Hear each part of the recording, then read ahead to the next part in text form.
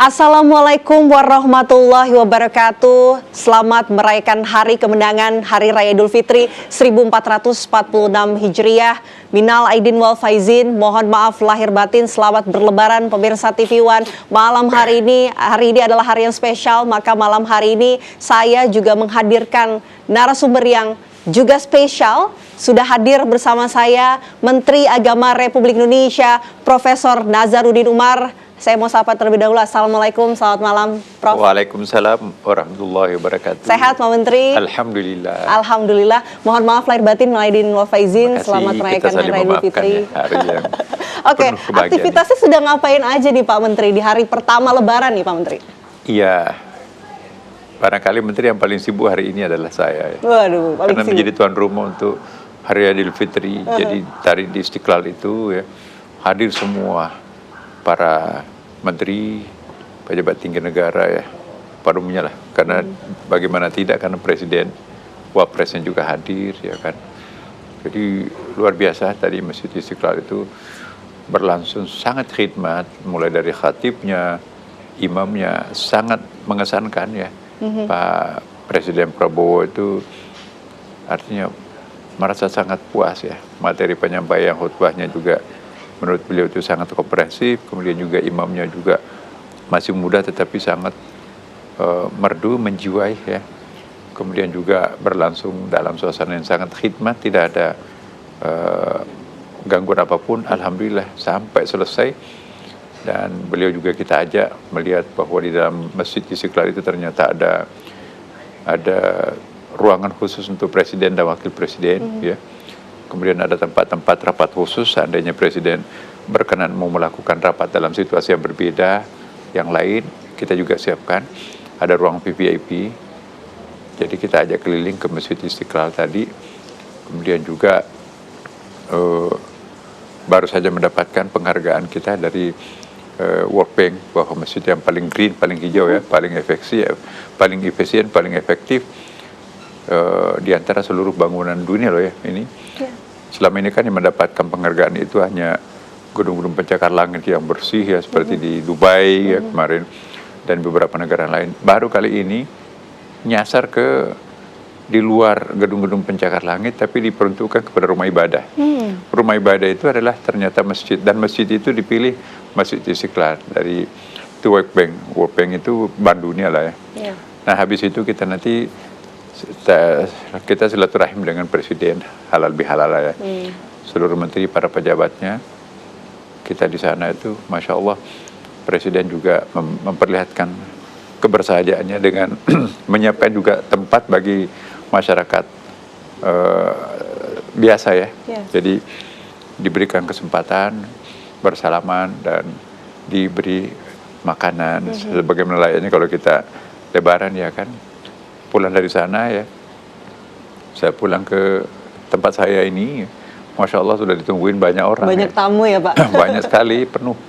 Teman-teman kantor hari ini, besok teman-teman dari keluarga dan jamaah ya. Karena kami juga punya komunitas tersendiri ya kan. Alhamdulillah, jadi hari ini betul-betul dari tadi pagi ya, bahkan dari tadi malam kita sibuk dengan takbir ya. Takbir, kita mulai takbir itu sebetulnya di rumahnya Pak Prabowo ya. Kita buka puasa bareng, tapi teman-teman di situ juga ada yang konvoi takbir. Kemudian juga saya langsung ke Istiqlal, takbir untuk jamaah Masjid Istiqlal. Jadi mensyiarkan Ramadan. Nah, alhamdulillah takbirannya berlangsung sangat bagus, tidak ada gangguan apapun. Dan kita juga pada saat bersamaan ini juga ikut bertanggung jawab karena kami baru kali ini kami melibatkan 6.200 masjid di seluruh Indonesia untuk posko. Selama ini kan posko-posko itu dibikin sendiri oleh panitia berbagai instansi ya. Tapi pada waktu itu saya minta bagaimana kalau kita menjadikan masjid musala di pinggir-pinggir jalan itu juga sebagai posko. Nah ternyata itu disetujui dan kami membuat edaran bahwa seluruh masjid yang dilewati jalur mudik ini itu dibuka 24 jam, kemudian juga dipersiapkan air, mungkin ada yang mau buang air ke toilet dan sebagainya. Ya syukur-syukur ini kan para musafir nih. musafir itu kan kita diberi pahala untuk melayani para musafir. Nah ternyata juga banyak laporan kami lihat bahwa masjid-masjid itu bahkan menyiapkan kopi kepada para supir-supir yang bawa jamaah itu ya, diberikan kesempatan untuk istirahat di masjid, laki dan perempuan di situ dipisahkan. Masya Allah, jadi mungkin nanti akan datang kita akan jadikan suatu tren ya, bahwa masjid mushola itu ternyata sangat efektif untuk menjadi posko mudik juga. Ya itu saya kira sangat positif. Sangat positif tentunya, agendanya besok juga masih akan sangat padat insya Allah Pak. Oke Pak Menteri, sekarang kita merayakan hari kemenangan, hari raya Idul Fitri, hari yang luar biasa spesial. Tapi bicara soal Idul Fitri, Anda melihatnya ini sebagai momentum apa, dan memaknai Idul Fitri ini apa Pak Menteri? Jadi Idul Fitri itu dari bahasa Arab, dari kata ada ya'udu, kembali, al-fitr, kita kembali berbuka puasa ya. Kita breakfast ya, kalau kemarin-kemarin kan kita puasa tuh. Kalau Idul Fitrah kita kembali ke jati diri kita yang sangat suci, yang sangat bersih. Nah saya kira dua-duanya benar. Idul Fitri kita kembali berbuka, Idul Fitrah kita kembali ke jati diri kita. Kenapa? Karena kita sudah menghancurkan dosa-dosa kita selama Ramadan penuh. Ramadan artinya membumi, hanguskan, menghancurkan, membakar hangus dosa-dosa yang pernah kita lakukan. Nah kemudian dengan demikian dosa kita dengan Tuhan insya Allah sudah termaafkan. Tapi dosa horizontal kita antara sesama umat manusia, Tuhan tidak kompeten untuk memaafkan itu, kecuali kalau kita sendiri yang saling memaafkan.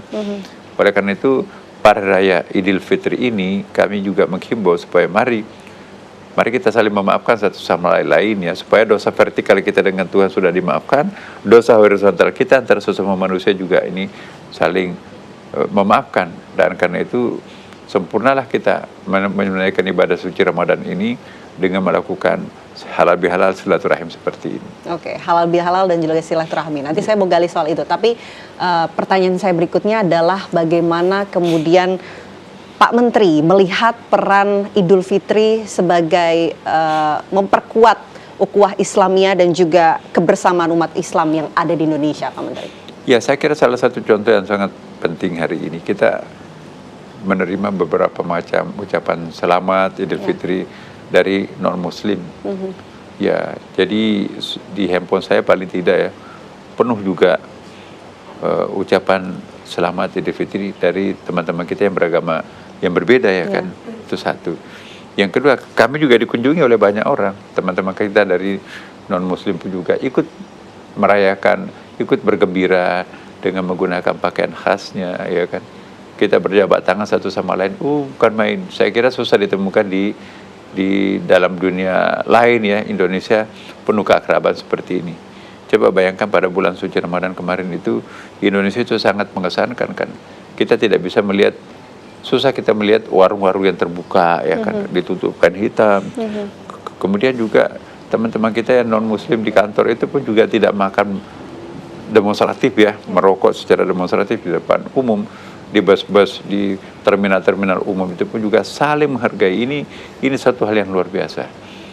Sehingga hari raya Idul Fitri ini kita bisa menemukan sesuatu kebahagiaan tersendiri ya, karena teman-teman kita mudik di kampung halamannya itu bisa bersua dengan keluarganya, berjumpa dengan orang tuanya, dan mungkin kakek neneknya masih hidup ya kan. Dan itu ada kepuasan tersendiri. Bagi yang tidak sempat lebaran, misalnya teman-teman di Jakarta ini kan, juga memenuhi Istiqlal. Saya pikir kalau begitu melihat banyaknya masyarakat yang pulang kampung ya, mudik, saya pikir jangan-jangan di Istiqlal besok ini kosong. Masya Allah, penuh juga sampai ke puncaknya itu. Lebih dari 100.000 orang. Sampai untuk mengurai kemacetan keluar dari parkir Istiqlal itu luar biasa. Nah, jadi ini suatu rekor juga buat Istiqlal ya. Seumur hidup Istiqlal ini kali inilah yang paling padat. 10 terakhir itu sampai ke lantai 5 itu. Dan pokoknya kepuasan betul-betul, cuacanya juga sangat bersahabat. Kemudian presiden, wakil presidennya pun juga ikut bergembira dia bersama dengan para warganya. Kemudian juga teman-teman kita non-Muslim pun juga ikut saling menziarahi satu sama lain. Kemudian juga mudik sampai tadi laporannya kita peroleh itu insya Allah tingkat penurunan kecelakaan baik kualitas maupun kuantitas kami juga mengikuti pemberitaan TV ya, karena Menurun. Kementerian Agama juga bagian daripada sistem itu ya.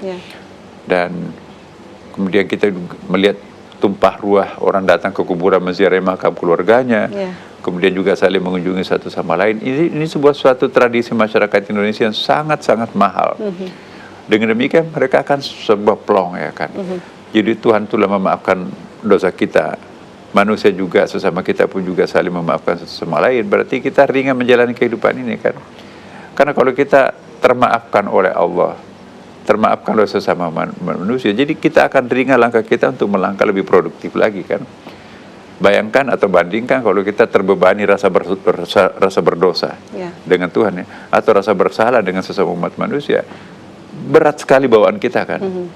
Nah, dengan adanya pemaafan seperti ini, Allah memaafkan kita, mengampuni kita, teman-teman kita saling memaafkan satu sama lain, kita menjadi betul-betul manusia baru kan.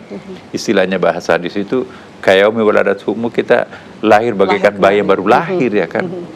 Subhanallah. Nah, inilah makna yang paling penting dalam Idul Fitri ini. Ya, kita berada pada situasi kebatinan yang sangat lapang dada untuk berpositif thinking kepada siapapun juga. Mungkin ada kelemahan, dendam dan sebagainya. Dengan adanya Lebaran seperti ini, plong semuanya kan. Mungkin besok akan disusul lagi di kantor-kantor instansi kita kan. Ada hal lebih halal. Itu internal kantor itu kita nggak usah saling mengunjungi rumah satu persatu kan. Di rumah, di tempat kita masing-masing, di kantor itu ada hal lebih halal. Baik pemerintah maupun swasta. Itu luar biasa. Tradisi halal bihalal ini hanya ada di Indonesia, nggak ada di negara-negara muslim manapun juga. Dan ini pun juga disiarkan juga oleh media kita, sehingga dunia menyaksikan bahwa ada sebuah tradisi baru di Indonesia disebut halal bihalal, sangat efisien, efektif, karena tidak usah dari rumah ke rumah kan. Kita bisa saling jabat tangan, saling memaafkan di kantor.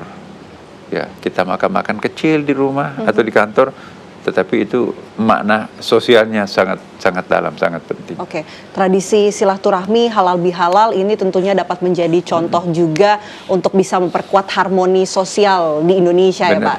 Oke, Pak, bicara soal Idul Fitri ya, kita kan telah melewati puasa selama 30 hari dan sudah sampai ke hari kemenangan. Tapi kalau dari Pak Menteri melihatnya, apa sih yang harus dicapai oleh umat Islam setelah berpuasa 30 hari yang harapannya ini bisa diterapkan setelah Lebaran begitu secara terus-menerus, Pak Menteri? Inti dari puasa itu kan pengendalian diri kan. Makanan di kulkas yang penuh itu kan halal tuh. Istri kita pun juga halal di luar Ramadan ya kan. Tapi kenapa kita nggak melakukan itu? Kita nggak ditangkap polisi kalau kita melakukan sesuatu yang wajar ya, secara pandangan publik ya kan. Tapi kenapa kita tidak melakukan itu? Itu kan ada pengendalian diri.